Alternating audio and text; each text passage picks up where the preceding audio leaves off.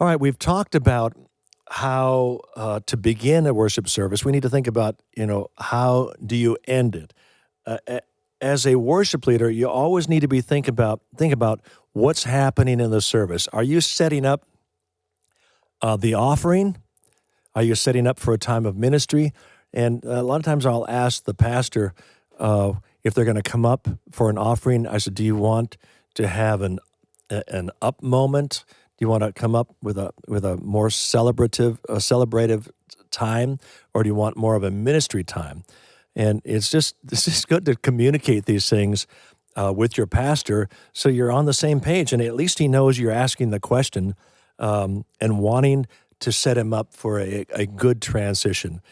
If you have in your mind that you're going to go into this really, really deep time of worship, and you're in this awesome moment of worship, and your pastor wants to come up and welcome the people coming for the first time to your church, it's just going to be a little awkward. So it's good to talk about these things. You need to understand that the way a song ends is going to set a certain mood, and if you want to remain in that mood, that's fine.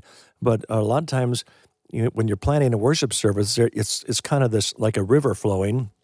It goes a little faster, a little slower, and as a worship leader, you need to understand these transitions and make them as smooth as possible. I think as Isaiah 62, verse 10 says, lift up a standard for the people, clear the stones from the roadway. And that's part of our job as worship leaders. We're trying to say, here's the standard, here's where we're going, and if you can, make the road as smooth as possible. We get on tour buses sometimes, and we go on tour, and we finish a concert, get in the bus, and we're on the road through the night, driving and sleeping in a bunk.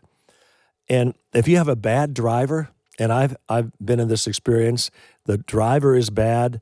Just about the time I start falling asleep in this bunk, there's a quick turn or a quick stop, and it's like, oh my gosh, we're crashing. And I wake up, and then I can't get back to sleep. Just about the time I get back to sleep, there's a quick turn, and I think, oh my gosh, driver fell asleep, we're going off the road. And in a sense, as the worship leaders, we need to be good bus drivers. A good bus driver will keep the band sleeping all night long. No fast starts, no fast stops, no sharp curves. He's just steady. And that's the kind of driver you want. And it's the same thing in a worship service. You want to be a good driver, a good bus driver. No fast stops, no getting into this, really deep worship, and then all of a sudden, completely different key. It's just, wow, everybody's going, what happened? I was just in the presence of God. Now, where are we going? Oh, here we go. And then you get real fast, and then really slow into some other thing. You just need to think about these things. Make the transitions as smooth as possible. No quick starts, no quick stops. Just it doesn't have to be. You don't have to be legalistic about this, but just think your song list through. And you know what?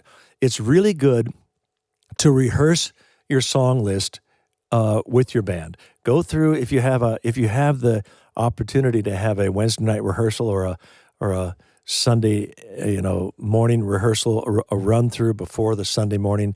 Do it and run through the transitions. Don't just hit the songs, but actually go through the transitions so you can feel how the song is going to end, and you can anticipate. I tell worship teams to worship through your rehearsal. Don't rehearse your worship. Worship through your rehearsal.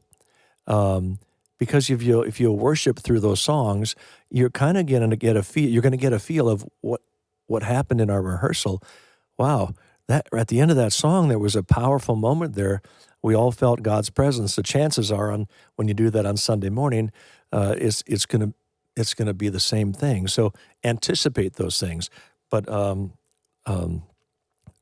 rehearse these moments. Don't be afraid of going through. I know rehearsals can be very anal, and you're trying to get all the chords right and everything. But as a leader, I would encourage your band and your worship team. I know we're trying to get the chords right. I know we're trying to rehearse this, but let's get into an attitude of worship and just do a run through, worship through our set list and see if it works. And then on Sunday morning, or when you get up in front of your audience, you're going to feel a lot more comfortable because you've been there once already. So anticipate those starts and those stops and make them as smooth as possible.